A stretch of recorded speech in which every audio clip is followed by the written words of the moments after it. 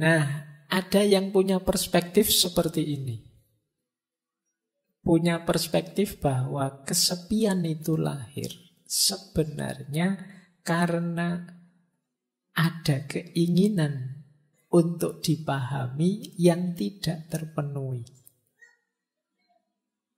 Kenapa kok setiap orang punya titik sepinya sendiri? Karena dalam hidup pasti ada hal di mana kita ingin dipahami dan orang lain tidak bisa memahami kita. Dan kita jengkel, dan kita kecewa, dan kita marah, dan kita merasa diabaikan dan lain sebagainya. Di titik itu kita merasa kesepian. Mau saya gini loh, kok teman-teman itu tidak paham-paham sih. Itu kan kita jengkel.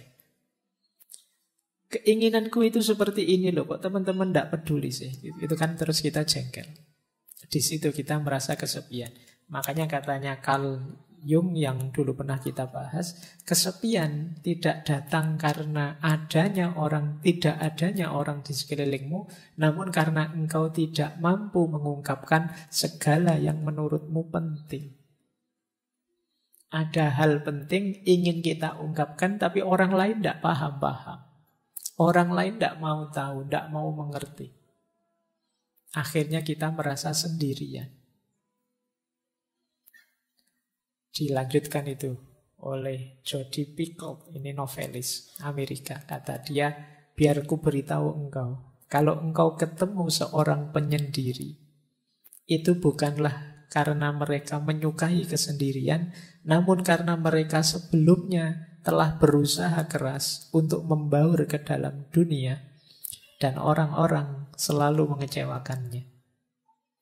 Jadi kita merasa sepi, merasa sendiri ketika orang tidak mau tahu kita, ketika orang mengabaikan kita, ketika orang tidak peduli pada kita.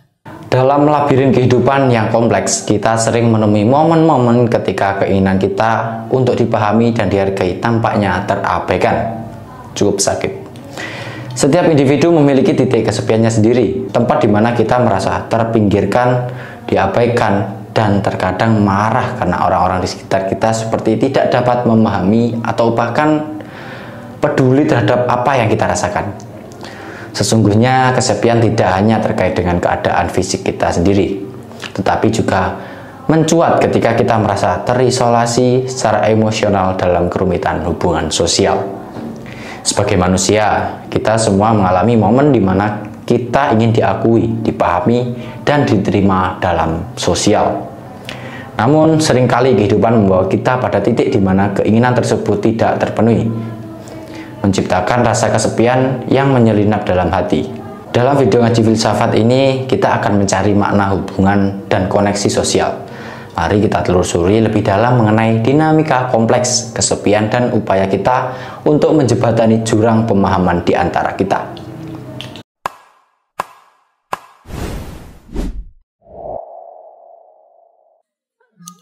Nah, ada quote bagus dari Sartre, pasangannya Simone de Beauvoir tadi. Kata dia, ya kesendirian itu memang fakta, kasunyatan, tapi kesepian tidak. Kata Sartre, if you are lonely when you are alone, you are in a bad company. Kalau engkau merasa kesepian saat kamu sendiri, engkau ada di perusahaan yang salah. Engkau ada di frekuensi yang keliru, channel yang keliru. Harusnya sendirian itu asik. Tadi loh saya sebut, karena menurut Sartre, hell is other people. Kamu dapat fasilitas sendirian kok malah stres, itu gimana? Harusnya kamu nikmati, justru asik. Kamu bisa bebas. Coba ada banyak orang lain, kamu tidak bisa ngapa-ngapain sudah. Jadi misalnya kamu di masjid ini agak sumuk, kan nggak berani tiba-tiba nyopot baju terus, gimana? Tidak bisa. Kenapa? Ada orang lain. Coba di kamarmu yang pas sendirian, sumuk sedikit ya kamu copot semua bajumu, santai sudah. Kenapa kalau di sini kamu tidak mau? Ada orang lain. Hadirnya orang lain kalau di Sartre itu ya menyusahkan saja. membelenggu kebebasanku. Maka kata dia, if you are lonely, when you are alone, you are in a bad company. Maka carilah kesendirian, tapi bukan berarti sendiri itu kesepian. Kamu usiamu berapa kok masih sendirian? Ya enggak apa-apa, saya sendirian. Yang penting kan saya enggak kesepian. Nah, karena sendiri dan kesepian itu dua hal yang berbeda. Baik, jadi versinya Sartre ya, kita memang harus merayakan kesendirian tanpa harus merasa kesepian. Baik, sekarang kita masuk ke tadi kesendirian, sekarang kesepian. Kalau ini yang menyakitkan, yang lonely. Tadi kan ada kesepian, kesendirian. Ini yang bagian kesepian. Ada banyak sekali jenis kesepian. Ada namanya kesepian emosional. Kesepian emosional itu tidak ada hubungannya dengan ada banyak orang atau tidak. Tapi jiwamu memang jiwa sepi. Meskipun malam hari ini mungkin puluhan teman di sekelilingmu, kamu merasa sendirian. Berarti apa? Emosimu yang kena. Kena mental ini sudah. Jadi temannya banyak loh. Kok masih merasa kesepian? Ramenya bisik di sekeliling kamu merasa asing sendirian. Ini kesepian level emosional. Ada orang yang seperti ini. Jadi kesepian itu ternyata tidak selalu harus sendirian. Banyak teman pun orang bisa kesepian. Jadi rumusnya ternyata bisa bolak-balik ya. Sendirian tidak mesti kesepian. Kesepian tidak pasti sendirian. Mungkin kamu dekat dengan orang yang kamu benci, rasanya tidak nyambung sama sekali dan kamu merasa sendirian. Tidak ada yang mendukung. Atau banyak orang sih tapi saya tidak ada yang kenal loh Pak. Ya kamu rasanya kesepian. Mungkin kamu naik kereta atau naik bis itu, padahal bisnya penuh. Tapi karena kamu tidak kenal semuanya kan kamu diem saja dari Jogja sampai Jakarta, ya rasanya sendirian. Nanti kamu sampai di tujuan di Jakarta ditanya, ke Jakarta sama siapa? Sendirian. Padahal sak kereta itu ratusan orang jumlahnya. Tapi begitu ditanya sama siapa ke Jakarta sendirian. Karena sebanyak itu orang tidak kamu hitung. Kamu menghitungnya dirimu saja yang tidak kenal dengan mereka semua. Yang kesepian jiwamu. Jiwa kalau sudah kesepian ya sebanyak apapun keramaian, sejumlah apapun orang di sekelilingmu ya kamu tetap merasa sepi. Ada kalanya sepi itu karena mungkin kamu kenal, kamu ngerti, tapi mereka tidak paham dirimu. Nah, itu kamu juga biasanya merasa kesepian. Yang kedua, ada kesepian sosial. Ini terjemahan saja. Kesepian sosial itu, kalau ini kuantitas. Semakin kecil jumlah teman, ya semakin rasanya sepi. Semakin kurang jaringan sosial, ya rasanya semakin sepi. Jadi ini kalau emosional tadi hubungannya dengan rasa yang ada di dalam, kalau yang sosial ini hubungannya dengan jumlah yang ada di luar. Wah, kok ngajinya malam hari ini sepi ya. Yang datang cuma 2 orang saja. Ini kesepian level sosial. Jadi ada sosial, ada emosional. Ada eksistensial. Kesepian eksistensial itu ketika orang merasa bahwa aku sama sekali berbeda, sama sekali tidak sama dengan yang lain. Ini kesepian eksistensial. Di tengah-tengah orang misalnya, apalah kalian misalnya punya geng motor, semuanya pakai motor. Aku kok ngontel dewean ya itu. Terus kamu merasa tidak sama dengan yang lain. Itu kesepian eksistensial. Misalnya sak kelas temenmu lagi party apa nyanyi-nyanyi, semuanya sukanya lagu barat, lagu Korea. Aku kok campur sari dewean ya senengnya. Ini temanku kok tidak ada yang seneng didik kempot, tidak ada yang seneng campur sari. Asing sekali. Kamu merasa sendirian. Beda dewe dengan teman-temanmu, itu kesepian eksistensial. Jadi misalnya kamu kok kebetulan kuliah sak kelas di sini ganas kabeh, preman-preman kabeh, kamu sendiri yang ke kampus pakai kopiah, pakai itu. Oh, itu kamu di kelas mesti kesepian. Tidak sama dengan yang lain sendiri. Nah, ini namanya kesepian eksistensial. Mungkin kalian masuk ke satu daerah, yang di satu daerah ini alirannya apa semua sama, kebetulan kamu tidak sama, alirannya beda dewe. Kamu akan kesepian di situ.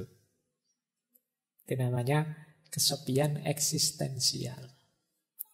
Misalnya kalian yang biasanya tidak kunut subuhnya, masuk ke desa yang kalau subuh kunut. Begitu habis iktidal, imamnya bilang maunya baca kunut, Allahumma, kamu malah sujud. Nah, itu kesepian eksistensial itu. Kamu beda dewi aliranmu. Yang lain baca kunut, kamu sujud.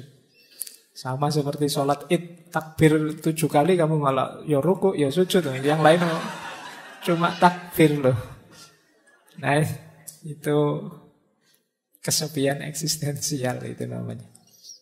Jadi baik, dalam hidup ini kadang-kadang kita mengalami ini. Bahkan ada kalanya pikiran kita tidak dipahami orang. Semuanya versi A, padahal menurutmu yang benar versi B, kalian akan merasa kesepian.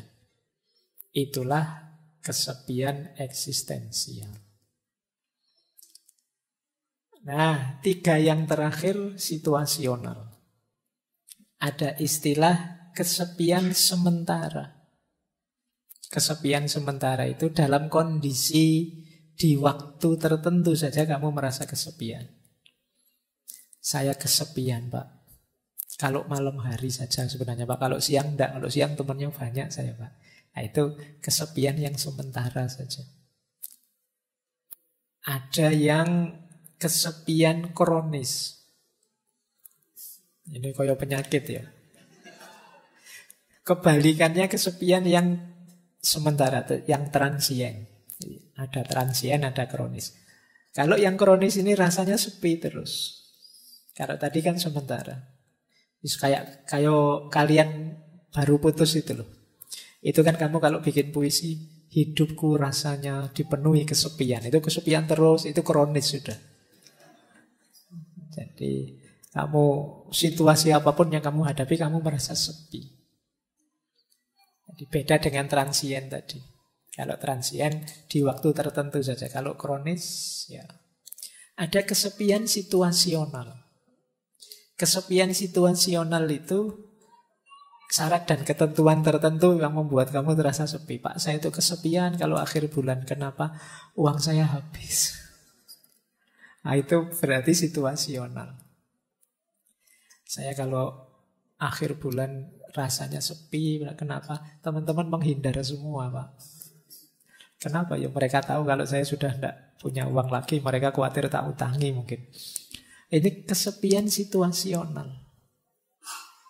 Mungkin ada yang merasa sepi kalau pas belajar, pas ingat dosa-dosa muhasabah atau pas apa, itu namanya kesepian situasional.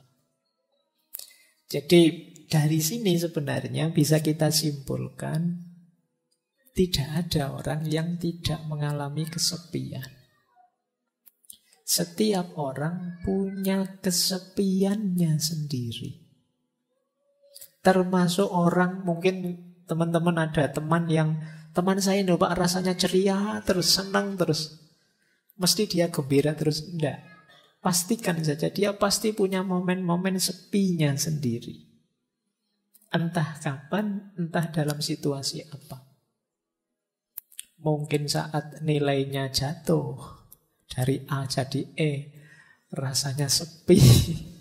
Atau mungkin pas sakit, atau mungkin pas apa. Meskipun kesendirian itu kasunyatan, tapi ternyata kesepian juga kasunyatan. Karena apa? Karena tidak ada orang yang tidak punya titik sepi dalam hidupnya. Setiap orang punya titik sepinya sendiri. Apakah itu emosional, sosial, eksistensial, apakah sementara, kronis, atau situasional. Jadi, kalau menghadapi kondisi semacam ini berarti baik kesendirian maupun kesepian adalah sesuatu yang harus kita terima. Jadi jalan pertama untuk menyikapinya, jangan menyangkal. Terimalah bahwa, oh iya Pak, saya kadang-kadang memang merasa sepi. Entah dalam situasi apa. Bahkan nanti di belakang kita masuk ke tema orang yang sengaja ingin menyepi. Dalam agama ini mulia.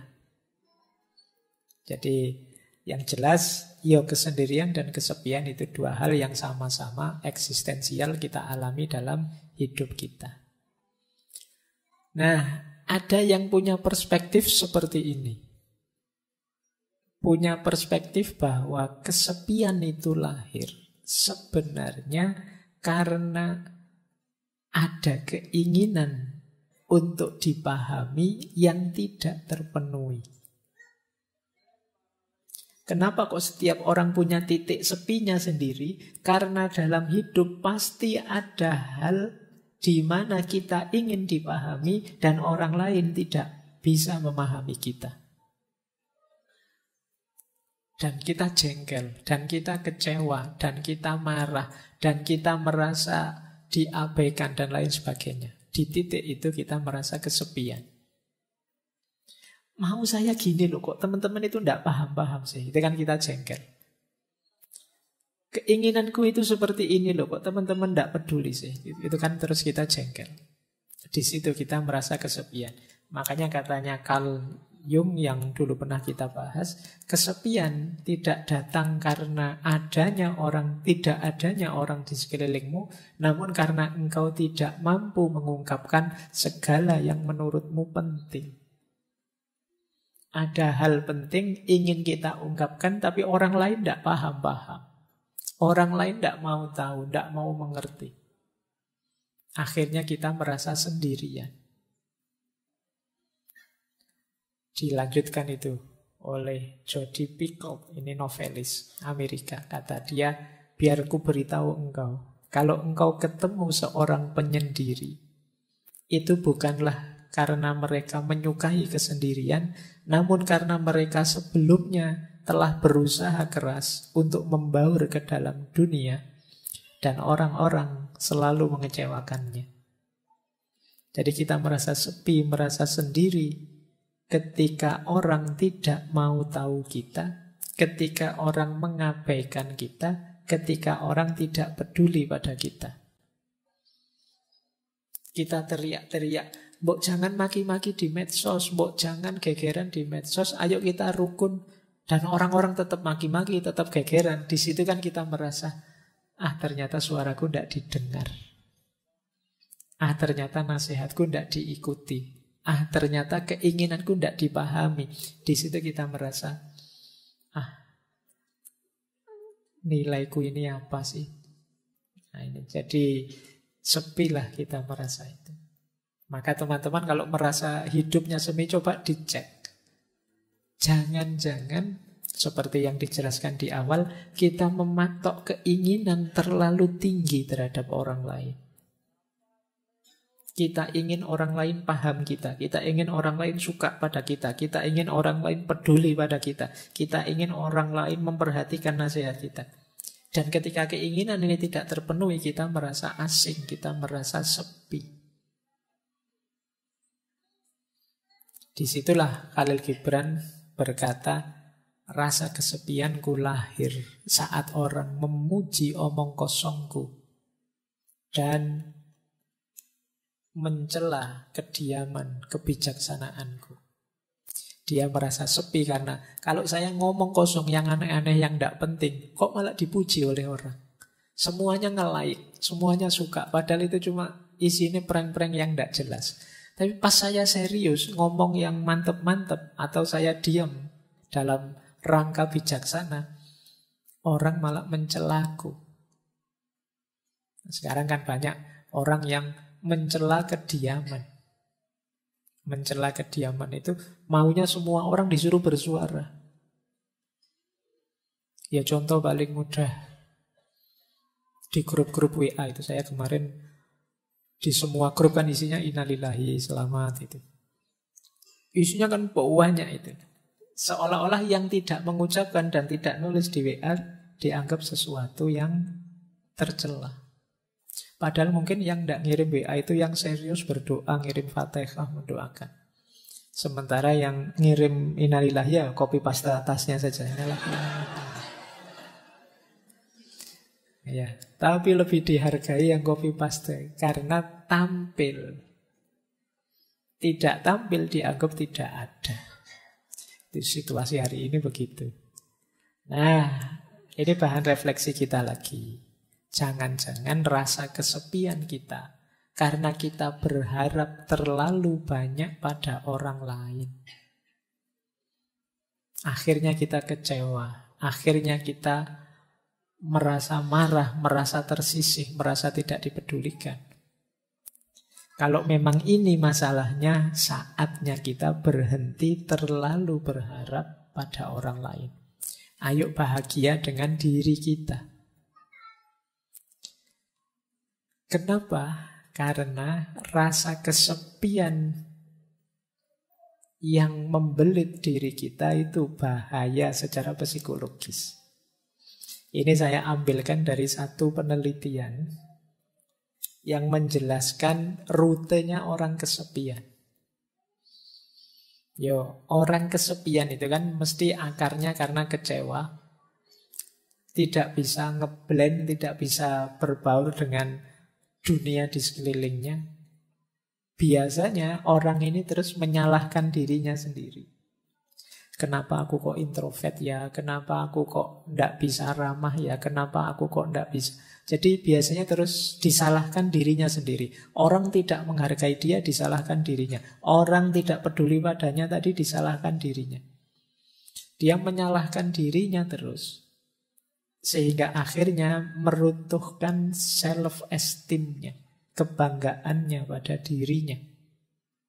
Kalau orang sudah runtuh kebanggaan pada dirinya, dia akan mengalami stres berat. Saya tidak berani bilang depresi ya, nanti depresi tambah nemen. Orang stres berat itu nanti sistem imunnya kacau, dia mudah sakit, karena hormon kortisolnya meningkat. Tidak enaknya di penelitian itu disebut resiko kematiannya tinggi. Nah, jadi ternyata ada korelasinya. Orang yang merasa kesepian, resiko kematiannya meningkat. Di penelitian itu disebut stres berat itu setara dengan merokok 1 bungkus per hari. Bahayanya. Nah, berarti kalau teman-teman, tapi Pak kalau saya pas stres itu malah ngerokok Pak.